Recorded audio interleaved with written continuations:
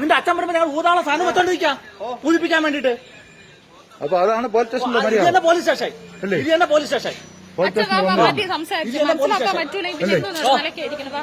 ഒരു പോലീസ് സ്റ്റേഷനിൽ നമ്മളൊരു പരാതിയും കൊണ്ട് വന്നതിന് ഇങ്ങനെയാണ് വരുന്നവരെ സംസാരിക്കുന്നത്. മനസ്സില്ല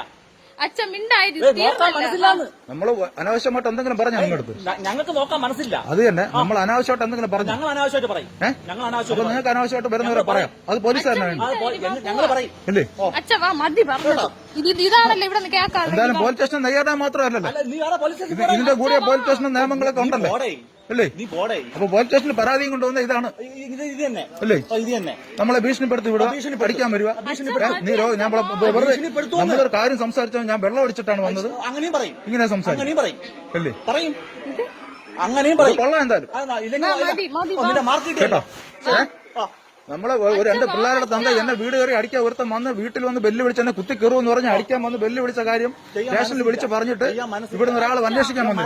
ആ അന്വേഷിക്കാൻ പറ്റുന്ന കാര്യം ചോദിച്ചതിനാണ് നമ്മളെ ഇത്രയും നേരം ഈ രീതിയിൽ അല്ലേ, ഈ രീതിയിൽ നമ്മളെ പീഡിപ്പിച്ചത് അല്ലേ. ഇങ്ങനെ പറയൂ കേട്ടോ, ഇങ്ങനെ പറ്റൂ. നീ പോ, വീട്ടു പോ കേട്ടോ.